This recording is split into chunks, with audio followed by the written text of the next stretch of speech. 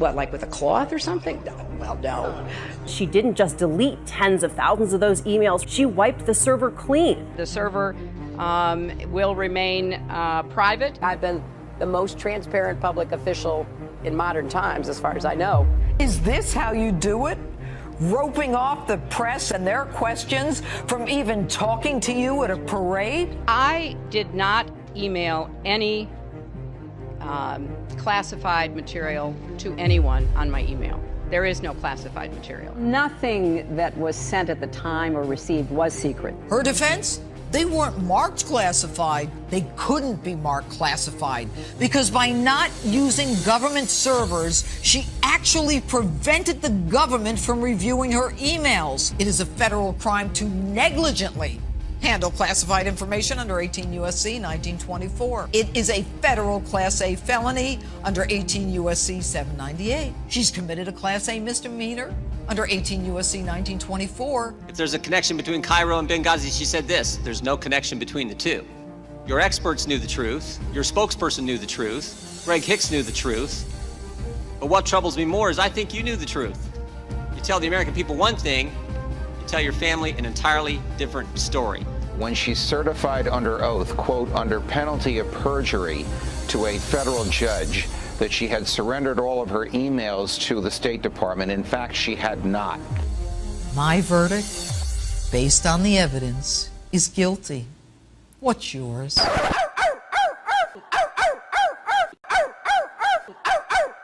The great story here, for anybody willing to find it and write about it and explain it, is this vast right-wing conspiracy. It's no secret that we're going up against some pretty powerful forces that will do and spend whatever it takes to advance a very different vision for America.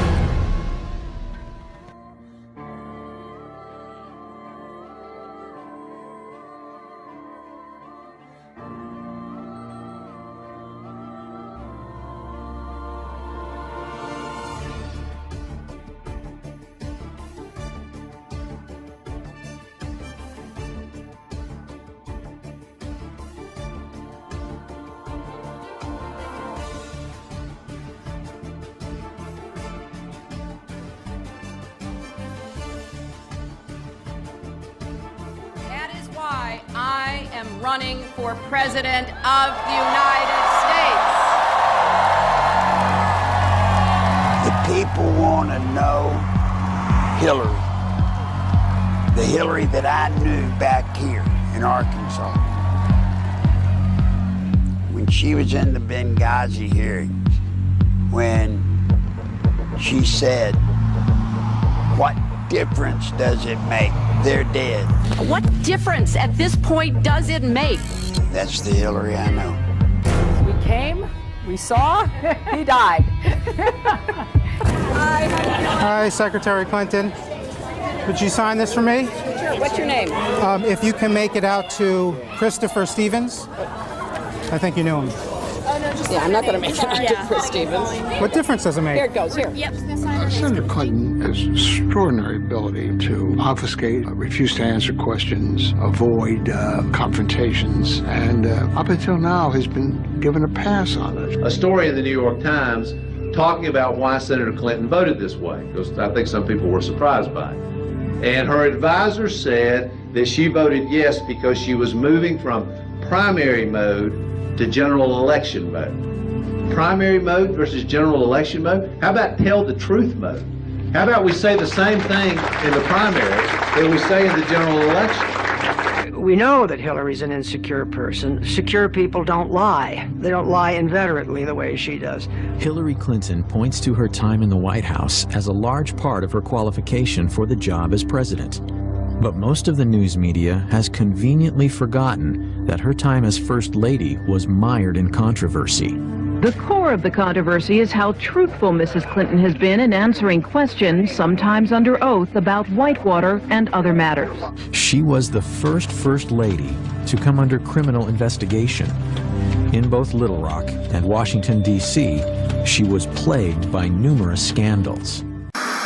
I finally parted company with Hillary Clinton when I saw how she was using private detectives to investigate the women who were linked to her husband. Not to change him, not to reform him, not to make him a better person, but to cow the women into silence so that he could get elected president. I do not want that woman controlling the IRS or the DEA or the NSA or the FBI or the CIA. Not in a democracy, I don't. One thing about Hillary, Bill was just a good timing guy. But Hillary, she's an animal. Hillary is the one that I promise you, she pulls the strings. She pulled them in Arkansas. She pulled them in the White House when she was there as the First Lady. And my God, if she gets to be president.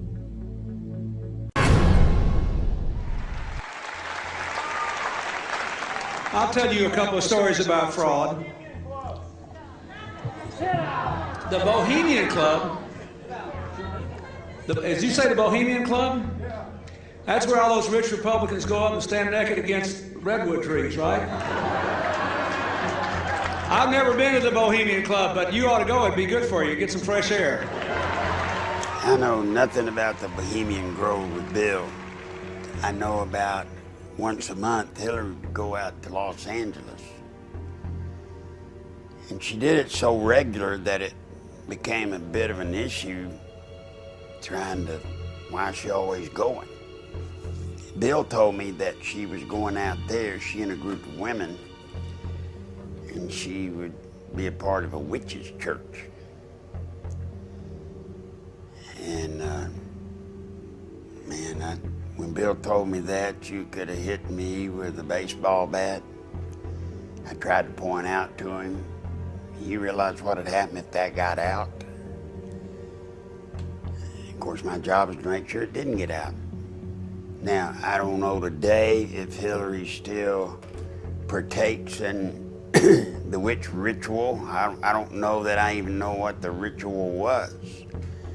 But for the better part of many years, Hillary would go quite often, whether it was regularly once a month or maybe once every couple of months.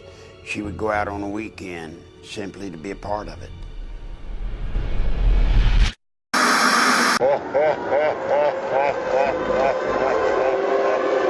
Hillary Clinton finally has exposed her true agenda: confiscation of guns in America from law-abiding citizens. Both she and Obama have stated that they'll use executive action if necessary to ensure gun control is accomplished. But now she's begun speaking publicly about using the Australian model as a template for American gun control. By discussing the Australian buyback, what she's making clear is that it's not just the run-of-the-mill gun control that she's after. She wants confiscation, too. The left seems to be in a race to see who can push this issue farthest and fastest, since Obama made reference to the Australian gun grab a year ago, praising the move. Calling the legislation passed in Australia a buyback is deceptive. It was forced confiscation with a modest cash reimbursement to soften the blow. Anyone who chose not to accept that reimbursement and turn in their guns was subject to having them forcibly taken and facing a prison sentence. How did they know whether someone wasn't complying? Because prior to declaring guns contraband, national registration was implemented. Once the guns were registered, it was easy to force compliance. Both Hillary Clinton and Barack Obama have suggested that the way to accomplish this is through executive orders, since Congress won't pass such legislation. They seem to forget that the Second Amendment stands in the way of this scheme, but that doesn't seem to deter either of them. Many gun control activists falsely claim that no one is coming for your guns, but that's a lie. They already have. Remember the door-to-door confiscation of guns in New Orleans after Hurricane Katrina hit in 2005? Remember the calls for gun confiscation by New York Governor Andrew Cuomo and others in the aftermath of the Sandy Hook tragedy? Now, Barack Obama and Hillary Clinton have come out of the closet and made their true intentions for gun owners clear. All the secret emails, criminal acts, cover-ups, and that sexual relationship with Huma Abedin that is whispered about in the dark corners of Washington. Hillary Clinton's State Department was a virtual pornographic and criminal enterprise. Besides the secretive relationship Clinton has with Anthony Weiner's wife and closet Muslim Brotherhood member Huma Abedin, there is a litany of pornographic peccadillos and criminal acts. Diplomatic security agents sexually attacked female guards. Clinton security agents routinely solicited prostitutes, and embassy staff were caught running a drug ring in Iraq. But the most disgusting aspect of Clinton's corrupt State Department was Ambassador to Belgium Howard Gutmann, who routinely ditched his security detail in Brussels and solicited prostitutes, including minors. The Inspector General investigating Gutmann charged him with pedophilia, sex with children. But all of this was swept under the rug by the corruptocrat Hillary Clinton. But Clinton, ostensibly out of government, is still pulling the levers of power. The State Department's former chief investigator, Richard Higbee, now turned whistleblower who uncovered much of Hillary Clinton's perfidy, is now suing Slick Willie's better half, and he's paying the price. It was revealed on December 30th, 2013, the same day the huge cache of NSA documents were released, that a hacker group, more than likely the NSA, stole, then deleted, an astounding 4 years' worth of Richard Higbee's emails.